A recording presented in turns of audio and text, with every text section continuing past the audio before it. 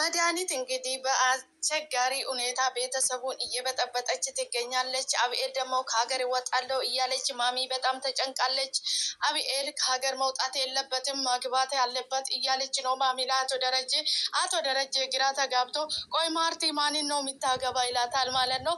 ሌላ ሰውም ቢሆን ታግባ፣ እኔ ልጄ ሌላ ሀገር እንድትሄድ አልፈልግም፣ ከአይኔ እንድትርቅ አልፈልግም። እንደገና ደግሞ ከናታን ጋር በጣም ተዋደዋል እኮ አንተ አላያቸውም እንጂ እኮ ተዋደዋል። እስኪ አንተ ደግሞ የናታንን አባት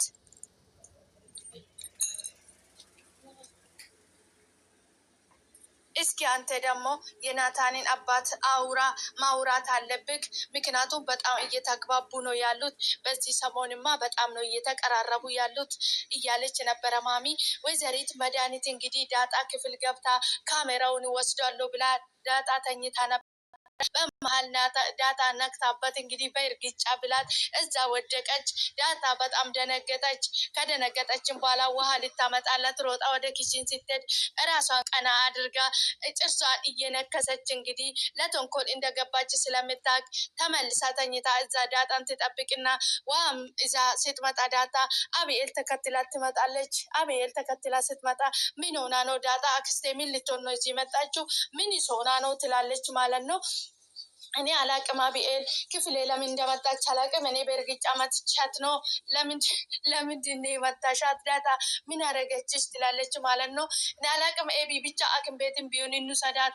መድኃኒት አንቺ እርጉዝ ነሽ እንዴ? ትላታለች ማለት ነው። በጣም በድንጋጤ እንግዲህ አባዬን እንጥራ አክም ቤት እንውሰድ ብላ ዳጣ ልክ ስትናገረው ብድቅ ብላ ተነስታ ትወጣለች ማለት ነው። በጣም እንግዲህ አቶ ደረጀ ጀመራ ወደ ዳጣ ክፍል ስትሄድ እንግዲህ ተከትሎት ገብቶ አንቋት ነበረ ማለት ነው። ምን ታደርጋቸው ነገሮች ሁሉ በጣም ነው ግራ የሚያጋባ። አቶ ደረጀ ነገር ግን እየተከታተላት ስለነበረ ተከትሏት እንግዲህ ገብቶ ምን ልትሰሪ ነው እዚህ የመጣሽው? ምንድን ነው የምትፈልጊ ብሎ አንቋት እንግዲህ ከዚህ ቤት ቶሎ ውጪ ብሏት በሩን ቆልፎ እንግዲህ ወጥቶ ነበረ ወደ ማሚ ክፍል እንግዲህ እየሄደ። እሷ ግን ሊተርፎ አልቻለችም። ምክንያቱም ግዴታ እንደምንም ገብታ ያን ካሜራ ከዛ ቤት መውሰድ አለባት። ካሜራውን ግዴታ መውሰድ አለባት። ምክንያቱም ካሜራ ካልወሰደች ምንም ነገር ፍንጭ የላትም። ምንም የምታገኘው ነገር ስለሌለ ግዴታ ገብታ ያን ካሜራ መውሰድ ስላለባት አሁንም ሌላ ተንኮል ሌላ ታሪክ መፍጠር አለበት። ቀጥ ብላ ማሚ ክፍሏ ውስጥ ነው ያለችው። አቶ ደረጀ ወደ ክፍሉ ገብቷል። ወደ ክፍል ትሄድና ማርቲ እያለች ገብታ ቁጭ ትላለች ማለት ነው። ነገር ግን እሷ ወደ እነሱ ክፍል እንደሄደች አይኗ ያረፈ አቶ ደረጀ እንግዲህ ቁልፉን ወስዶ ኮሜዲና ላይ ቁጭ አድርጎ ነበረ። አይኗ ያረፈ ቁጩ ባለች ኮሜዲናው ላይ ቁልፉን አለው ማለት ነው። ነገር ግን አቶ ደረጀ ሳይቀስ ብላ ቁልፉን ይዛ ትወጣለች ማለት ነው። ቁልፉን ይዛ ስትወጣም ደግሞ እንግዲህ ወደ ዳጣ ክፍል ስትሄድ ልክ ካሜራውን አውርዳ እንግዲህ ብዙ ነገር እያወራች ብቻውን ካሜራውን እየገለባበጠች እየያይ ዳጣ ትመጣበታለች ማለት ነው። ዳጣ ስትመጣበት እንግዲህ ዳጣ በሩን ከፍታ እንደገባች በር ላይ ነው ቀጥ ብላ የቆመችው ዳጣ። ነገር ግን እሷ ካሜራውን ግልብጥብጥ እያደረገች እያወራች ነበረ። እያወራች ብቻውን አገኘውሽ እያለች እያወራች ነበረ ማለት ነው። ዳጣ እንግዲህ እጇን አጣምራ እየያየቻት ነበረ። ነገር ግን ከዛ ላይ ደግሞ ያወረደችው ካሜራ እንደሆነ ገብቷታል ማለት ነው።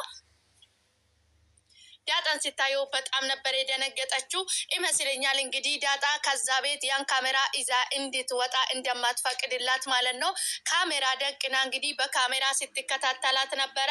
አቶ ደረጀም ይሄን ቢሰማ እንግዲህ ሌላ ታሪክ ውስጥ እንደምትገባ ሴትይቷ እየታወቀ ነው ማለት ነው።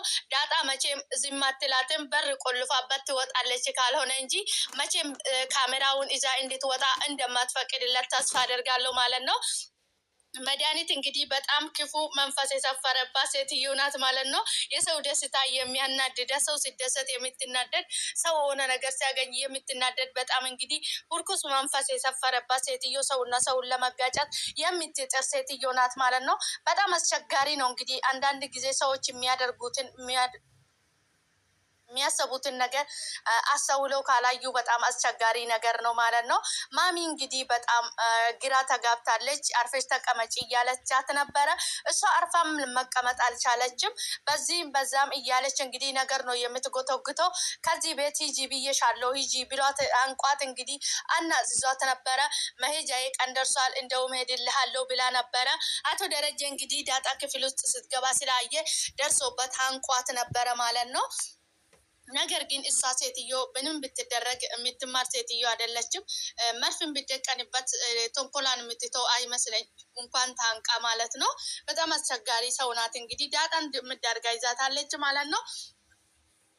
በዚህ የናታን ፍቅር እያስጨነቃት ነው። በዚህ አብኤልም ከናታን ጋር የሆነች እንግዲህ ዳጣ በጣም ግራ ተጋብታለች። በዚህ አቶ ደረጀ ሰላም ጋር አትሂጂ ይላታል።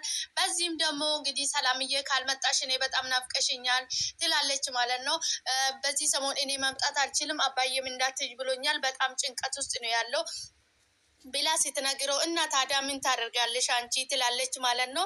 ታዲያ አባዬ እንደዚህ ተጨንቆ እኔ እንዴት ነው የሚመጣ ትላታለች ማለት ነው። ታዲያ አንቺ ምን ታደርጊያለሽ እኔ በጣም ናፍቀሽኛል ትላታለች ማለት ነው።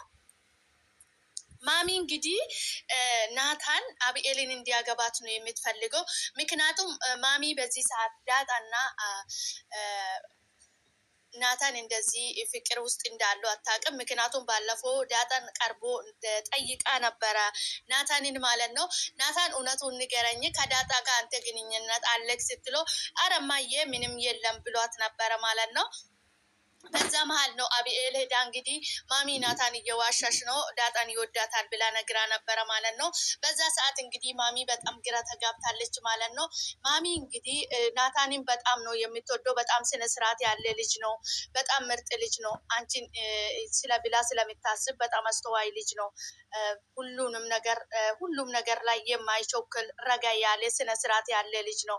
ለዛ ነው እንግዲህ አብኤልን እንዲያገባት ከነ ባህሪዋ ስለሚችል በደንብም ስለሚያውቃት እንዲያገባ የምትፈልገው ማሚ ማለት ነው። ነገር ግን ናታን ደግሞ ዳጣ ላይ ተለክፏል ማለት ነው። በጣም እንግዲህ አብኤል አሁን በዚህ ሰሞን እየተቀራረበች ትገኛለች። በዛ አባዬንም መኪና ጠይቅና ሆነ ቦታ ይዘኝ ትሄዳለች ብለዋለች ማለት ነው። እዳ እንግዲህ አቶ ደረጀ መኪና ፈልጌ ነበረ አባዬ የሆነ ቦታ ሊሄድበት ስላለች ማለት ነው። ችግር የለም ትወስጃለች። ነገር ግን ዳጣ የታለች? ዳጣ የት ሄዳ ነው ትላታል ማለት ነው። እኔ እንጃ አባዬ ትለዋለች ማለት ነው። ቆይ ክፍሏ ሳትቆልፍ የት ሄዳ ነው ይላል ማለት ነው። አቶ ደረጀ እንግዲህ በዛ ሰዓት መድኃኒትን አንቋት ከክፍል አስወጥቷት ቁልፉን ይዞ የመጣበት ሰዓት ነው ማለት ነው። ዳጣ እንግዲህ ወደ ናታን ክፍል ሄዳ ልታወራ ነበረ ማለት ነው። ብቻችን እናወራ ውጪ ብላት ነበረ፣ እያወሩ ነበረ ማለት ነው። በዛ ሰዓት አብኤል ደግሞ ዳጣ ናታን ጋር ስለነበረች አቶ ደረጀ ወደዛ እንዲሄድ አልፈለገችም። እኔ ልጥራልክ ብላ ነበረ እንግዲህ ተደነባብራ እሱ ወደ ክፍሉ እንዲገባ ያደረገችው። ወደዛ ሲሄድ ኖሮ ዳጣ ናታን ክፍል መሆኑን ያቅ ነበረ ማለት ነው። አቤልም እንዲሄድ አልፈለገችም ነበረ ማለት ነው። በዛ ሰዓት እንግዲህ እንደምንም ሮጣ አደነች። አቶ ደረጀም ወደ ክፍሉ ገባ ማለት ነው። አብኤል እንግዲህ በጣም ደስ ብሏታል ሰሞኑን። በነገራችን ላይ ሰው ሲደሰት በጣም ደስ ይላል።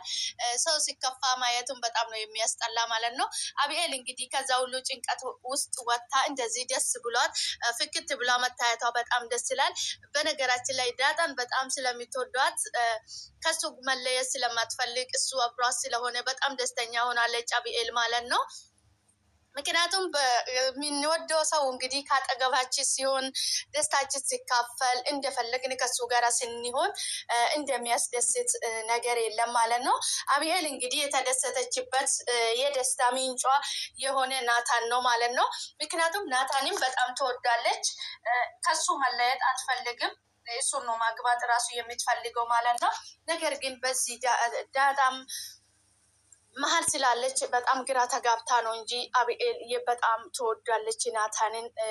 በዚህ ነው እንጂ ናታን ደግሞ የሚወዳት የሚያፈቅራት ዳጣን ነው። ገና ሄዳ እዛ ቤት እንደገባች ነው አይኑን የጣለበት ማለት ነው። እንግዲህ ፍቅር ከዚህ ሰው ያዘኝ ከዚህ ሰው አትዘኝ ተብሎ በትዕዛዝ የሚይዘን ነገር ስላልሆነ በጣም አስቸጋሪ ነው ማለት ነው። ነገር ግን አብሮ ሲኖሩ የነበረው አብሮ የከረሙ ከዳጣ በላይም ናታን አብኤልን ነው የሚያውቃት። ነገር ግን ፍቅር ያሸነፈው የዳጣ ፍቅር ነው ማለት ነው። እንግዲህ መጨረሻቸውን ለማየት ያብቃን። እንግዲህ ናታን ማንን እንደሚያገባ እርግጠኛ ነኝ። አብኤል እንግዲህ ሊያገባት ይችላል። ምክንያቱም ለቤተሰቡም ብሎ ማሚም እንግዲህ በጣም እየለመነች ትገኛለች ናታንን። ዳጣም እቴ የምትወደውን ባል እኔ አልፈልግም፣ አንዳችንን መምረጥ አለብክ ብለዋለች ማለት ነው። ምክንያቱም